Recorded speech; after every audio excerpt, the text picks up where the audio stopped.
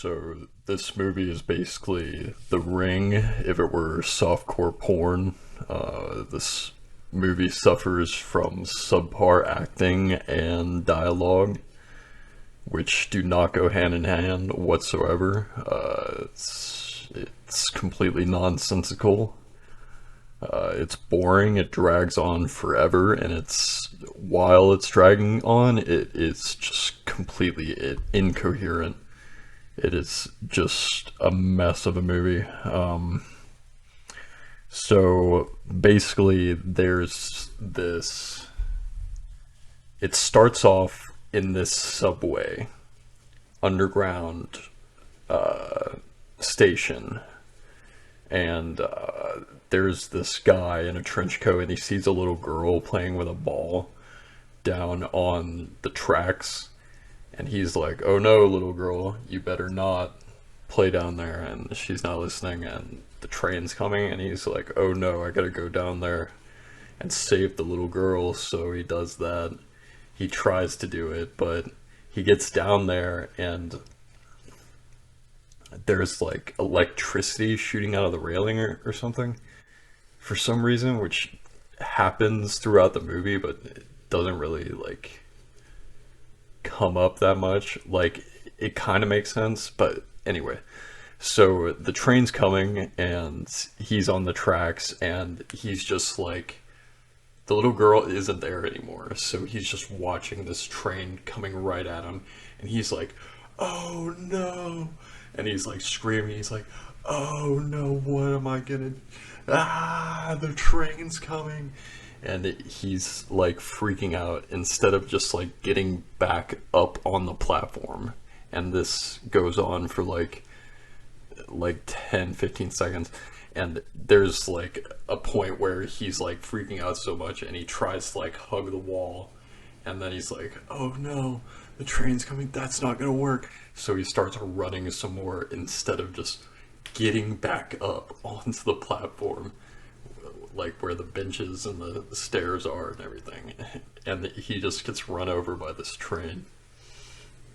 So in comes, on his dead body, in comes our one of our protagonists, the detective Mike. And Detective Mike is, granted, his acting gets a little better throughout the movie, and his character gets a little more redeemable, I guess I would say. But in the beginning of this movie, the acting is terrible. The character is just awful. He is just so dumb. He does the dumbest things. But he's talking to the investigator next to the body, and the investigator is acted horribly. She just says her lines like so lifelessly, and just so like she's not even trying. I don't know what the direction there was. But so they leave. In comes the second protagonist, and it's like this Department of Health lady, and she gets a call, but then it goes back to the director or the detective, and the detective is dealing with this German kid that gets brought in, and he's like bleeding and stuff, and he thinks that the German kid might have like a disease or something. So he gets him and his partner to go to their apartment, to the German kid's apartment, to find out more because they don't know what he's saying. And they get there, and they're not. The apartment is a shithole, and there's like shit everywhere. And they get inside, and they don't wear any gloves. They don't take any protection or precaution to prevent like this disease, even though they thought this kid was like had like some brain disease, like a different strain of Ebola or something, and he's like bleeding from every orifice basically. So they don't take any precaution at all. They don't wear gloves. They don't do anything. So they just go through this apartment. It's completely trash. Then the detective finds his girlfriend, the German kid's girlfriend, in the bathtub dead. and just dips his bare raw hand just like into the bathwater and like takes her face and like goes like this and like looks at her, like doesn't care about the disease thing at all or like messing up the crime scene at all. He just does that and that's it. Then comes in the Department of Health lady and she finds a camera under the bathtub and she lifts it out. She's like, look what I found. Well, she lifted it out with her pen so she didn't touch it. And the detective just looks at it and looks at her. He's like, that's evidence. Even though she just said, do you have a plastic bag? And she's like, yeah, I know. And it's like, no shit, that's it. It was just kind of weird. Moving on, they go back to the police station and they're talking about how they can already be infected. And the detective is like really pissed about this. He's like, you Department of Health people aren't doing your job, blah blah blah. You let stuff like this spread around. And even though obviously he didn't take any precaution to not get infected when he was going there. So after that, the DOH girl, her name is Terry. Terry goes to talk to her boss about the case, and her boss is also like bleeding from the nose somehow. And then he sees the little girl from the beginning, the same girl that the train guy saw with the white ball, and he dies of a car crash.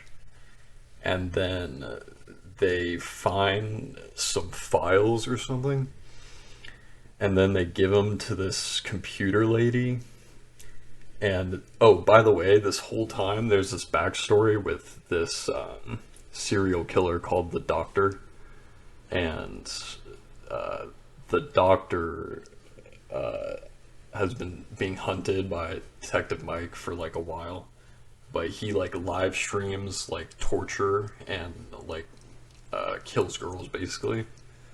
And so that's also going on. And there's this scene with this, like, the creepiest guy in the world walks up to this character Karen, who has like one line and she just gets tortured throughout the entire movie. And like she's of course half naked, getting tortured. But anyway, leading up to that, he talks to her and he's like the creepiest guy ever. He just like yeah, you're looking, yeah, you know, you could be in a movie, you know, I got a theater down the street, you know, here's my car and just meet me there at this time. Okay. And then the girl like does it for some reason. She shows up at the sketchiest place ever and walks in, and it's like the sketchiest back room ever. Like lights are flickering and she just keeps going in there and isn't sussed out at all. She just keeps going, hello, hello. And then there's this scene of her getting like what's the thing on the rag, I forgot what it's called, but like, you know how it knocks people out. That was happening to her for like a full 60 seconds and she was still struggling. So basically all you need to know about the Doctor is he's torturing this girl the entire movie, and that's it. So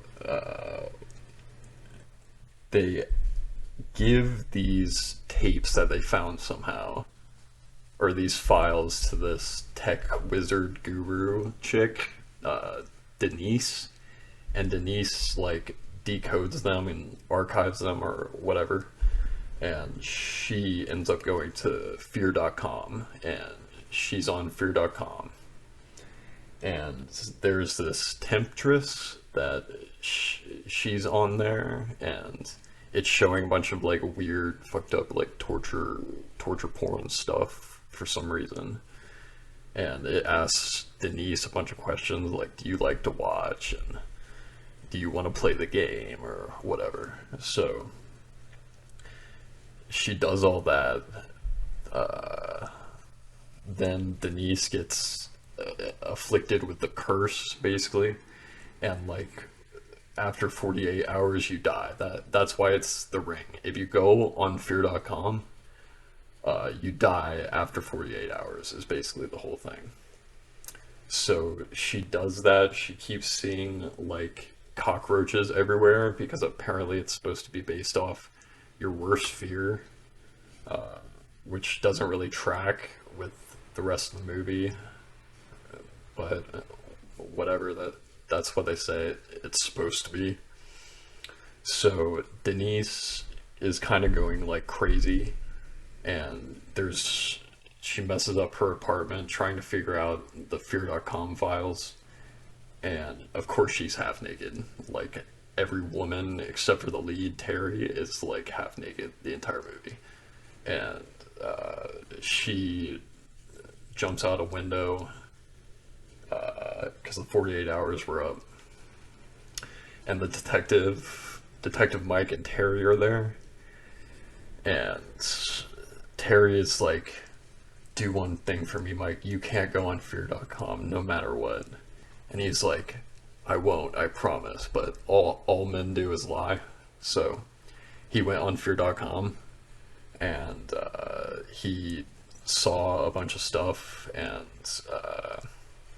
figured out it was this girl, Janine, this missing girl that he was looking for, basically a victim of the doctor, the serial killer guy. So he gets afflicted with the curse and somehow gets injured or sick. I kind of forgot, but he's getting pulled away in an ambulance, and he's like trying to explain how spirits are like in the wires or something, because they visited this author who was affiliated with the first guy who died in the subway at the beginning of the movie, and they wrote like some sci-fi shit that ended up being true somehow. And he's talking about that, and he's like screaming at her, don't go there, don't go to Fear.com. And he gets pulled away, and of course, I mean, she's just all like, well, you went on Fear.com, so I'm gonna go on Fear.com. So she goes on Fear.com and figures out that she has to get Janine, the spirit that's in Fear.com, and they have to find out where she is. So she ends up at this steel mill place, because she talked to her mother and figured out that's where she used to play, and somehow figured it out that Janine's body was there, the spirit. So she goes there. There's this old lady there that looks at her with like whited out eyes, and like is like this homeless lady. And Terry's like, it looks like you were expecting me, even though it doesn't. Like I don't know. It was just like some homeless lady. She was just like there. So Terry has to go in like this really dirty, nasty, murky water to find Janine's body. And she finds the body, and she thinks that's going to be the end of it, but it's not. Her and Mike are still going to die. So they do an autopsy on the body to figure out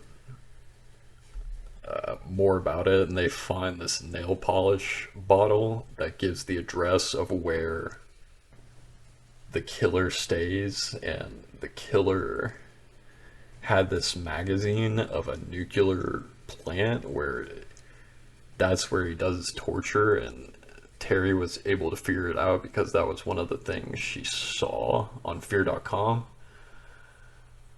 So they go there, and they save. They find the doctor, and the doctor's about to kill the stupid lady that gets herself caught in the beginning of the movie. And the detective's pointing his gun at him, and he's just got the knife at the girl's throat. He's like, "Don't fucking move! Don't fucking move!" And then Terry pulls out the nail polish from Janine, the dead girl, and somehow that like shocks the doctor so much that Mike get around and get like a shot on his leg, so he does that. And then he in, but then the doctor shoots Mike, so Mike is pretty much dying. And then he gets Terry with a syringe of like drugs to like make her woozy. But then Mike finds a keyboard and goes to Fear.com, and then the spirit of Janine shows up and like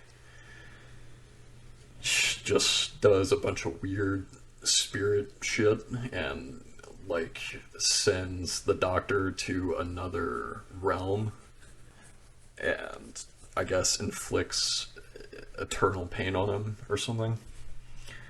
So that happens, and then Mike dies, and then Terry at the end of the movie gets a phone call, but no one's there, so it's pretty much supposed to be Mike because that was the whole idea. There's like, if you have a strong will and there are really strong feelings, that energy can be picked up and like transferred through the wires.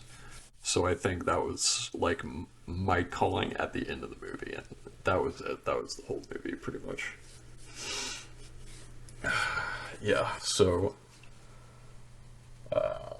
while it was just a complete mess, there was actually a couple strong points to this movie. It was actually pretty stylish when it came to the sets and the cinematography, I would say. But other than that, like some of the sets looked really nice. There was some industrial steampunk stuff going on. All the apartments and living spaces looked really cool. Had that like vintage feel to everything.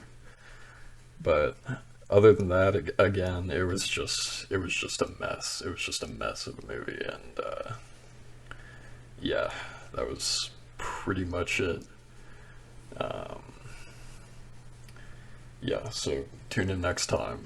I'm gonna be just diving in that dumpster into that cesspool, and I'm just gonna be swimming around and just seeing what I find, seeing what comes up. So yeah, that's about it.